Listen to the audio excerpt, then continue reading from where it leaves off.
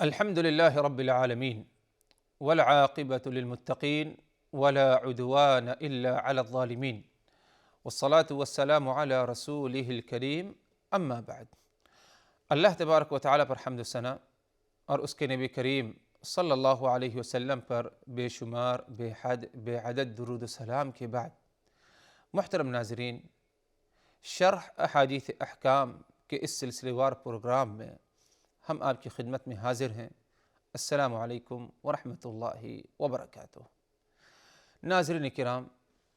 آج کی اس نشست، اس ملاقات میں ہماری گفتگو کا جو آغاز ہوگا،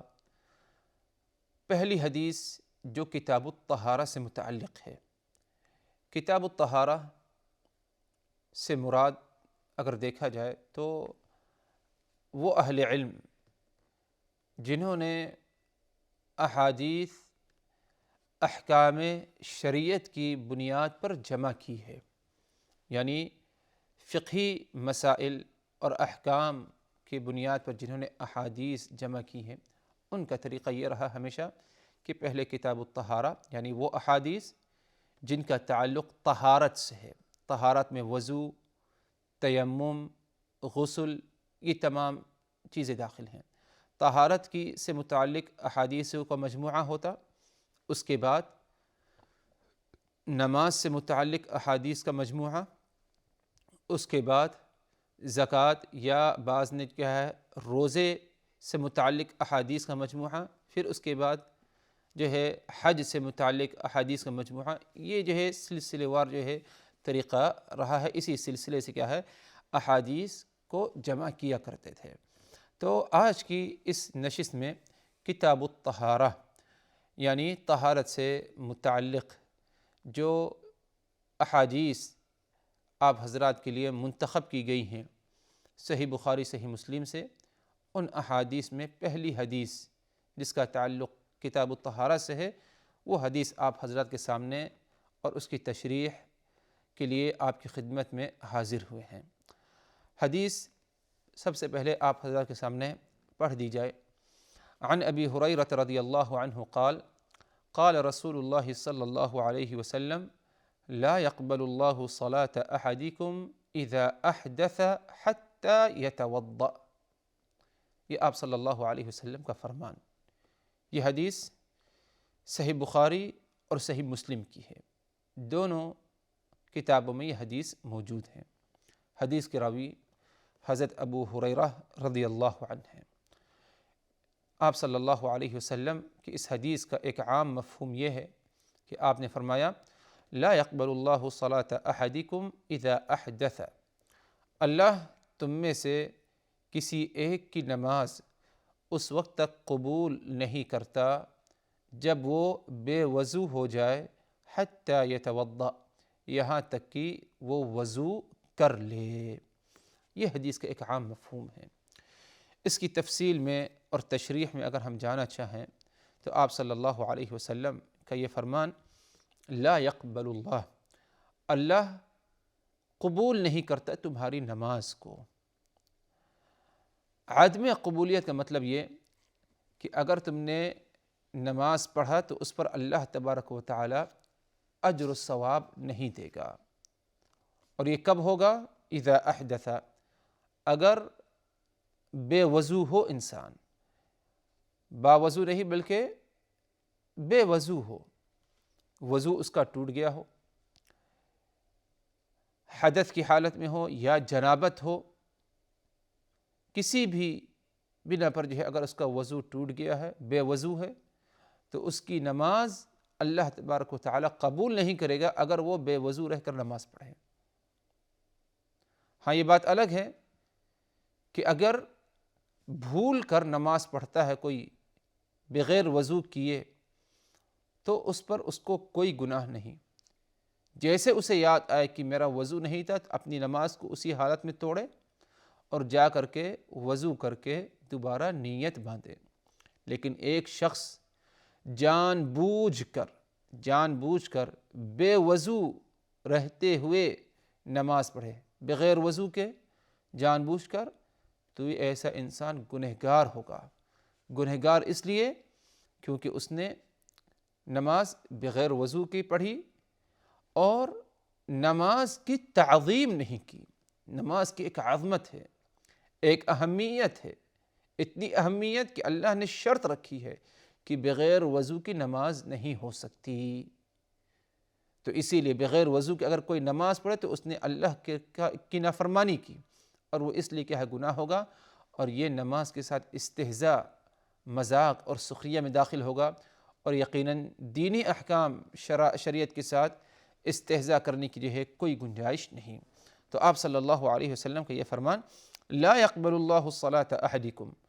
تمہاری نماز کو اللہ تبارک و تعالی قبول نہیں کرتا، اذا احدث، جب وہ بے وضو ہو جائے۔ انسان بے وضو مختلف حالات میں ہوتا ہے، پیشاب، پیخانہ یا ہوا خارج ہو جائے اور دیگر دوسرے امور ہیں، ان تمام سے کا اگر ارتکاب کر لے انسان تو وہ بے وضو ہو جاتا ہے، اور بے وضو اگر ہو گیا تو اسے اگر نماز پڑھنا ہے تو نماز کے لیے وضو کرنا ہوگا۔ اسی لیے آپ صلی اللہ علیہ وسلم نے فرمایا اس حدیث میں، حتی یتوضأ، جب تک کہ وہ وضو نہ کر لے، یعنی اگر وضو کر لیا، وضو کے بعد نماز پڑھتا ہے، اللہ تبارک و تعالی اس کی نماز کو ضرور قبول کرے گا اگر دیگر دوسرے شرائط کیا ہے پائے جائیں۔ تو یہ وضو کی اہمیت ہے حضرات نماز کے ساتھ۔ جس طرح نماز کی دیگر دوسری شرطیں ہیں کہ نماز بغیر قبلہ رخ ہوئے اور نماز بغیر ستر کیے، بدن کو ڈھانپے ستر کیے ہوئے قبول نہیں، جگہ کا پاک ہونا ضروری ہے، کپڑے کا پاک ہونا ضروری ہے، قبلہ رخ ہونا یہ بھی نماز کی شرط ہے۔ جس طرح یہ تمام شرطیں ہیں ان کے بغیر قبول نہیں نماز، اسی طرح وضو کا معاملہ ہے، اگر وضو کسی نے نہیں کیا تو اس کی نماز قبول نہیں۔ ہاں یہ بات الگ ہے کہ اگر وضو کے لیے پانی مہیا نہ ہو تو ایسی حالت میں تیمم کیا جائے، جیسے کہ انشاءاللہ مستقبل میں اس پر کیا ہے بات آئے گی۔ اسی طرح حضرات اگر دیکھا جائے اس حدیث کے ذریعے نماز کی تعظیم اور اہمیت معلوم ہوئی، یعنی نماز کوئی ایسا عمل نہیں کہ جب چاہے جیسا چاہے انسان نماز پڑھے، بلکہ نماز کی اہمیت ہے، عظمت اتنی ہے کہ نماز اس وقت تک قبول نہیں جب تک کہ انسان وضو نہ کر لے، یعنی صفائی ستھرائی اور طہارت اختیار نہ کر لے۔ اگر وضو نہیں کیا تو اس کی نماز قبول نہیں۔ تو یقیناً کیا ہے نماز کی اہمیت اور ایک عظمت کیا ہے ادھر ثابت ہو رہی ہے، جو کہ شاید دیگر دوسرے اعمال کو نہیں۔ جیسے کہ زکوٰۃ اگر ادا کرنا ہے تو اپنے جیب سے، اپنے تجوری سے پیسہ نکال کر زکوٰۃ دینے کے لیے وضو کی ضرورت نہیں۔ روزہ رکھنا ہے تو صبح جب سحر کے لیے اٹھا تو سحر کے وقت ضروری نہیں کہ وضو کر کے سحر کھائے، اور جب تک روزہ ہے تو باوضو رہے، یہ بھی ضروری نہیں، بلکہ ہوا خارج ہوتی ہے، قضاء حاجت کرتا ہے، وضو ٹوٹ جاتا ہے، بغیر وضو کے اگر رہے تو کوئی حرج نہیں، اس کے روزے پر کوئی اثر نہیں پڑے گا۔ لیکن جہاں تک معاملہ نماز کا ہے حضرات، نماز ایک ایسی اہم عبادت کہ اللہ تبارک و تعالی نماز کے لیے طہارت، اور طہارت سے مراد ادھر بالخصوص وضو ہے، وضو کو لازمی اور ضروری کیا ہے۔ رسول اللہ صلی اللہ علیہ وسلم کے اس فرمان کو پھر اپنے ذہن میں رکھا جائے کہ آپ نے فرمایا، لا يقبل اللہ صلاة احدکم اذا احدث حتی یتوضأ، اللہ تبارک و تعالی کسی کی نماز کو اس وقت تک قبول نہیں کرتا اگر وہ بے وضو ہو جائے، یہاں تک کہ وہ وضو کر لے، یہاں تک کہ وہ وضو کر لے۔ ایک اہم شرط ہے کہ اگر بے وضو ہے تو نماز اس وقت تک قبول نہیں ہوگی جب تک کہ وہ وضو کر کے نماز نہ پڑھ لے۔ یقیناً نماز کی اہمیت اور عظمت ثابت ہو رہی ہے۔ اسی لیے اگر دیکھا جائے حضرات، وضو ایک ایسا اہم عمل نماز کے لیے کہ صحابہ کرام رسول اللہ صلی اللہ علیہ وسلم کے وضو کو نقل کیا کرتے اور تعلیم دیا کرتے تھے اپنے ساتھیوں کو، جیسے کہ حضرت حمران فرماتے ہیں، جو حضرت عثمان ابن عفان کے مولا ہیں، غلام، فرماتے ہیں کہ عثمان ابن عفان رضی اللہ عنہ نے ایک موقع پر پانی منگوایا مجھ سے، اور پانی منگوانے کے بعد عثمان ابن عفان نے، جو امیر المؤمنین ہیں، عثمان ابن عفان نے اپنے ہاتھوں پر اڈالا اور ڈالا، اپنے ہاتھوں کو 3 دفعہ دھویا، 3 دفعہ دھونے کے بعد اپنا سیدھا ہاتھ، دایاں ہاتھ پانی کے برتن میں ڈالا، پانی لیا، اس پانی سے کلی کی اور اپنے ناک میں پانی چڑھایا، اور یہ عمل بھی 3 دفعہ کیا۔ اس کے بعد حضرت عثمان ابن عفان نے 3 دفعہ اپنا چہرہ دھویا۔ اب اس کے بعد عثمان ابن عفان نے اپنے دونوں ہاتھوں کو کوہنی سمیت 3 دفعہ دھوئی۔ آگے فرماتے ہیں حدیث کے راوی، دونوں ہاتھوں کو کوہنی سمیت 3 دفعہ دھونے سے فارغ ہونے کے بعد عثمان ابن عفان نے پھر پانی لے کر اپنے سر کا مسح کیا، سر کا مسح کرنے کے بعد عثمان ابن عفان نے اپنے دونوں پاؤں کو، اپنے دونوں قدموں کو 3 دفعہ دھویا۔ یہ عثمان ابن عفان نے پانی منگوانے کے بعد یہ عمل کیا۔ جب پاؤں دھو کر کے فارغ ہوئے، اب اس کے بعد عثمان ابن عفان نے اپنے ساتھیوں سے کہا، رأیت النبی صلی اللہ علیہ وسلم یتوضأ نحو وضوئی ھذا، میں نے نبی پاک صلی اللہ علیہ وسلم کو اسی طرح وضو کرتے ہوئے دیکھا، جس طرح میں نے ابھی وضو کیا، پانی منگوایا، پانی منگوانے کے بعد جن اعضاء کو میں نے دھویا، جس طرح دھویا، جس ترتیب سے اور جس ترتیب سے میں نے دھویا، اسی طرح میں نے نبی پاک صلی اللہ علیہ وسلم کو وضو کرتے ہوئے دیکھا، اور یہی آپ صلی اللہ علیہ وسلم کا وضو تھا۔ تو قابل غور بات ادھر یہ ہے حضرات کہ وضو اتنا اہم عمل کہ صحابہ کرام خوب غور سے دیکھا کرتے تھے اللہ کے رسول کو، اور خود وضو کر کے تعلیم دیا کرتے تھے اپنے ساتھیوں کو۔ یہ نہیں کہ جو ہے صحابہ کرام اپنی زبان سے زبانی بیان کر دے کہ اللہ کے رسول نے 3 دفعہ ہاتھ دھویا، 3 دفعہ منہ دھویا، سر کا مسح کیا، نہ، بلکہ خود وضو کر کے صحابہ کرام کیا ہے، اپنے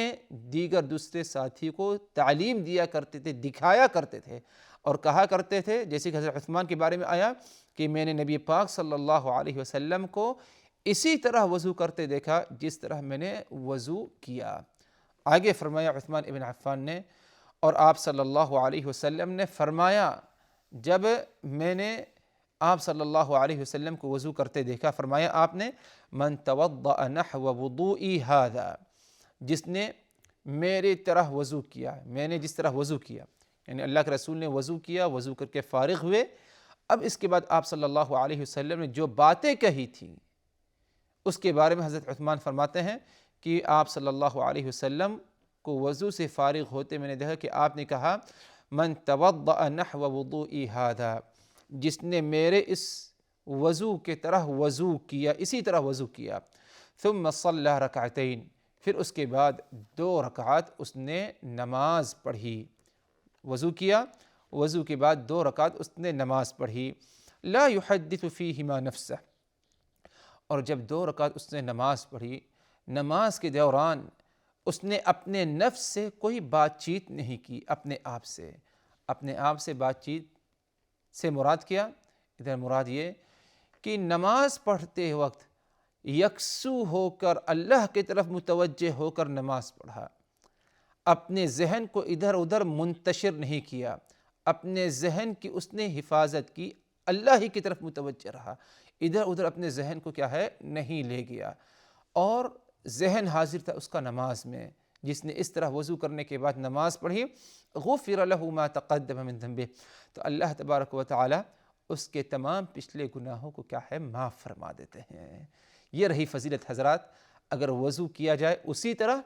جس طرح نبی پاک صلی اللہ علیہ وسلم نے وضو کیا، وضو کر کے فارغ ہونے کے بعد 2 رکعت اگر کسی نفل نماز اخلاص کے ساتھ پڑھی، اللہ کی طرف متوجہ یکسو ہو کر کے، تو اللہ تبارک و تعالی اس کے سارے پچھلے گناہوں کو معاف فرما دیں گے۔ تو اس حدیث کے ذریعے کہنے کا مقصد یہ تھا حضرات کہ عثمان بن عفان نے جو وضو کا طریقہ بتایا،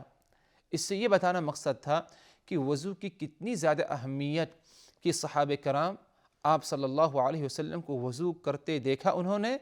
اور یہی صحابہ کرام نے اپنے ساتھیوں سے، تابعین سے، تبع تابعین سے، اپنے شاگردوں سے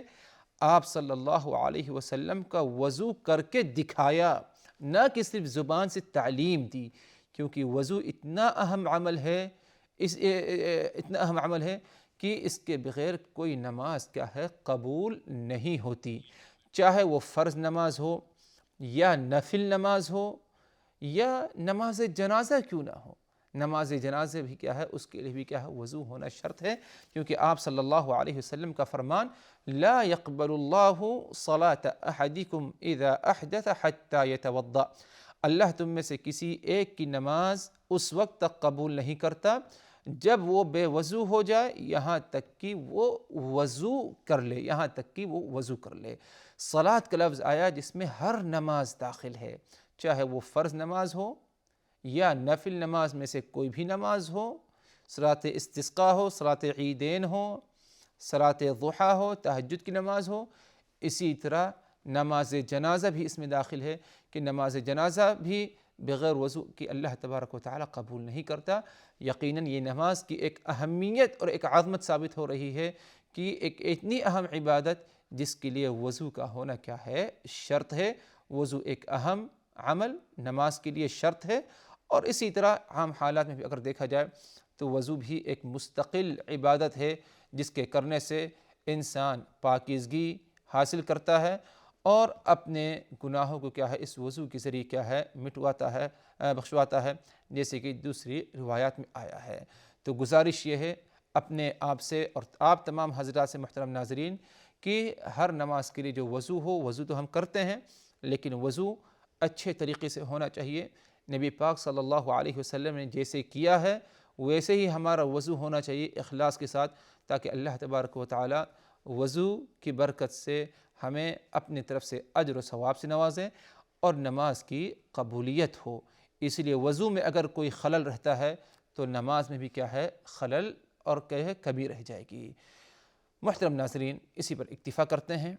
انشاءاللہ اگلی ملاقات میں مزید اور باتیں طہارت سے متعلق ایک اور حدیث آپ حضرات کی خدمت میں رکھی جائیں گی۔ اس وقت تک کے لیے اللہ تبارک و تعالی کی حفاظت میں، وآخر دعوانا ان الحمد للہ رب العالمین، والسلام علیکم ورحمۃ اللہ وبرکاتہ۔